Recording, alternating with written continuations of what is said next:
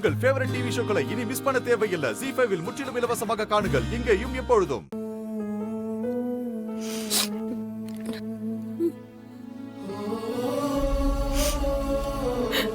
பிருந்தா, பாரு பிருந்தா, நடந்தது ரொம்ப பெரிய பிரச்சனை தான்.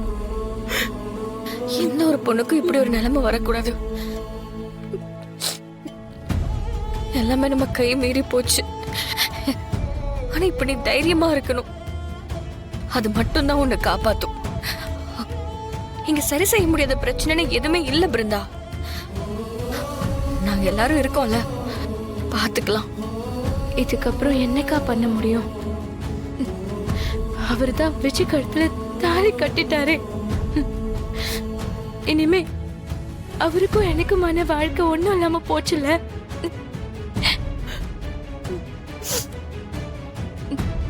கார்த்தி இப்படி ஒரு காரியத்தை பண்ணாருன்னு என்னால நம்பவே முடியலக்கா.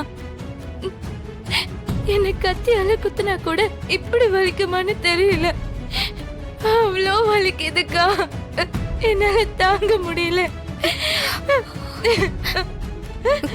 இல்ல பிருந்தா, இங்க பாரு, கார்த்தி நிச்சயமா இப்படி ஒரு காரியத்தை பண்ணிருக்க மாட்டாருன்னு என் உள் மனசு சொல்லுது. ஆனா ஒரு பொண்ணு இப்படி ஒரு குற்றச்சாட்டை சொல்லும் போது நாம என்ன பண்ண முடியும் சொல்லு?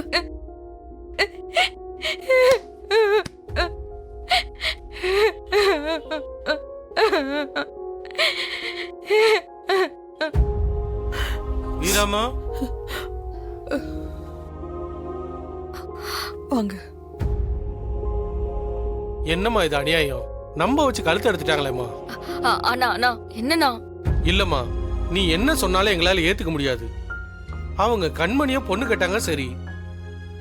உன்னை கட்டினவன் உனக்கு வலுக்கட்டாயமா தானே தாலி கட்டினா? நம்ம குடும்பத்தை கெடுக்கணும்னே இப்படி பண்றாங்களே, இதை சும்மா விடக்கூடாதுமா. கேட்கறதுக்கு ஆள் இல்லைன்னு நினைச்சுக்கிட்டாங்களா? இப்பவே போய் அந்த ராமச்சந்திரன் கிட்ட நான் கேட்கிறேமா. அண்ணா, தயவு செஞ்சு கொஞ்சம் பொறுமையா இருங்க. நடந்தது யாரும் எந்த வகையிலுமே காரணம் கிடையாது. கொஞ்சம் உணர்ச்சி வசப்படாதீங்க. யாருமே இங்க தப்பானவங்களே கிடையாது.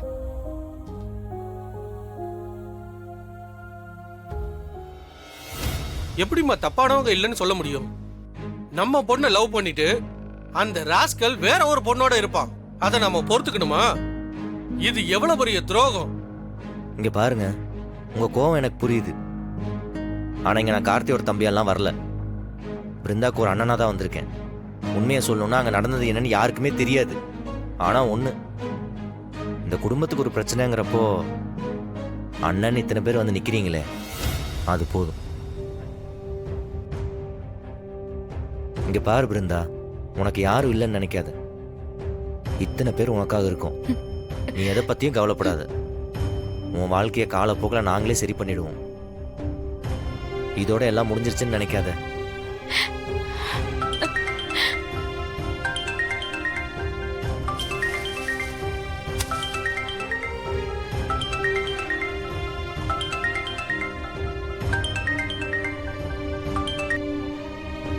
சொல்றா.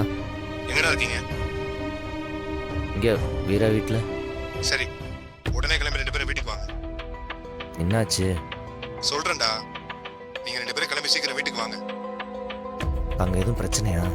அதெல்லாம் ஒண்ணும் இல்ல, கிளம்பி வா. ம், சரி வாங்க. ராகவன் தான் கால் பண்ணான். உடனே வீட்டுக்கு வர சொல்றான். நம்ம கிளம்பலாம். அம்மா, நீ தானம்மா பிருந்தாவை பாத்துக்கணும். நீ இப்படி அழுதுகிட்டே இருந்தனா அவளுக்கு யாருமா ஆறுதல் சொல்லுவா? இவ கஷ்டம் கண்ணீரா போகுதுமா. அம்மா, தயவு செஞ்சு இவளை திட்டாதம்மா. பாத்துக்கோ. தயவு செஞ்சு சாப்பிடுங்க அத்தை. இந்த கஷ்டத்தை தாங்கிக்க மனசுலயும் சரி உடம்புலயும் சரி தெம்பு வேணும்ல. நாங்க கிளம்புறோம். வீரா, போலாம்.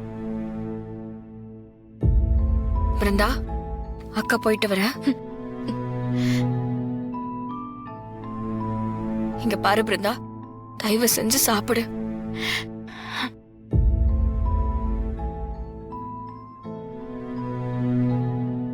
மா, உடம்ப பாத்துக்கோமா. தைரியமா இருங்க, நான் போயிட்டு வந்துடுறேன். நீதாம்மா அவளுக்கு தைரியம் சொல்லணும். போயிட்டு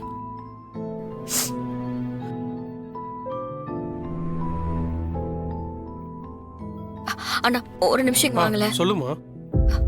ஆனா கொஞ்சம் நீங்க எல்லாரும் கூடவே இருந்து பாத்துக்கோங்கண்ணா. ரொம்ப ஃபீல் பண்றாங்க. முடிஞ்சா ஒரு 2 நாள் டைம் மட்டும் கேளுங்கண்ணா. ஏன்னா கஷ்டப்பட்ட மனசு ரொம்ப ஃபீல் பண்றாங்க. எப்போ எப்படி யோசிப்பாங்கன்னு தெரியாதுல்ல. நாங்க பாத்துக்கிறோம் வீரா, நீ கிளம்பு, நாங்க இருக்கோம்ல. பாத்துக்கோங்கண்ணா. சரிம்மா, நீ போயிட்டு வா.